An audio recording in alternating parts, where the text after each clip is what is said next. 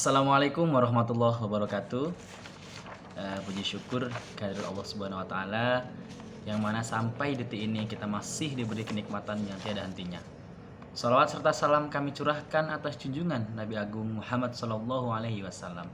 Nah, pada kesempatan ini saya akan mengangkat topik tentang COVID-19 di dalam penjara. Penyebaran virus COVID-19 yang masih dan cepat telah menjadi fokus seluruh lapisan masyarakat, termasuk jajaran pemasyarakatan, Kementerian Hukum dan Hak Asasi Manusia. Masih belum meratanya akses fasilitas dan tenaga medis, serta kelebihan kapasitas penghuni lapas atau rutan, yang saat ini mencapai 103%, menimbulkan resiko penularan COVID-19 yang tinggi. Menteri Hukum dan HAM, Yasona Halauli mengatakan, jajaran pemasyarakatan di tingkat unit utama, kantor wilayah, dan unit pelaksana teknis mengambil langkah-langkah strategis dalam upaya pencegahan dan penanggulangan COVID-19. Antara lain adalah pengecekan kepada seluruh pegawai dan warga binaan pemasyarakatan secara berkala. Untuk mencegah penularan COVID-19, Kementerian Hukum dan HAM melakukan pencegahan atau pengecekan kesehatan kepada petugas narapidana, tahanan, dan anak melalui swab tes antigen maupun tes PCR secara berkala tentunya. Selain itu juga dilakukan penundaan penerimaan tahanan baru, penundaan kegiatan layanan kunjungan secara langsung yang diganti dengan video call, serta pelaksanaan sidang melalui conference atau melalui video conference. Hal ini dilakukan untuk mencegah adanya kontak fisik antara penghuni lapas atau rutan dengan masyarakat luar. Nah, kebijakan selanjutnya adalah menurunkan potensi penularan dengan mengurangi kepadatan penghuni lapas atau rutan dengan program asimilasi dan integrasi.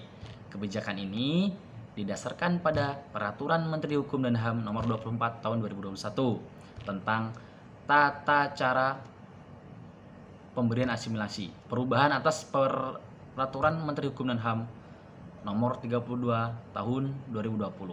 Nah, tentang syarat dan tata cara pemberian asimilasi, pembebasan bersyarat, cuti menjelang bebas, dan cuti bersyarat bagi narapidana dan anak dalam rangka pencegahan dan penanggulangan penyebaran COVID-19.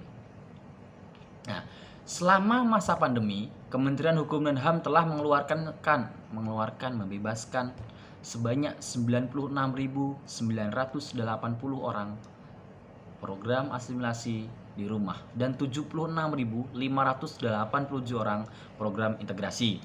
Pelaksanaan dan pengawasan terhadap kebijakan ini juga dilakukan secara selektif, ketat, memegang prinsip kehati-hatian dan tidak dipungut biaya. Selain asimilasi dan integrasi, Kemenkumham juga melakukan pemindahan narapidana dari lapas atau rutan yang mengalami kelebihan kapasitas di atas 300% ke lapas atau rutan lainnya. Tercatat 1.874 narapidana yang telah dipindahkan dari 30 lapas atau rutan. Nah, langkah lain yang diambil jajaran masyarakatan adalah program vaksinasi bagi petugas pemasyarakatan dan warga binaan khususnya. Dalam mendukung program ini, UPT Pemasyarakatan bersinergi dengan Dinas Kesehatan dan pemerintah daerah setempat. Menurut Yasona, pemerintah harus atau terus melakukan berbagai upaya untuk mengendalikan penyebaran COVID-19, termasuk pemberlakuan pembatasan kegiatan masyarakat atau kita sebut dengan PPKM.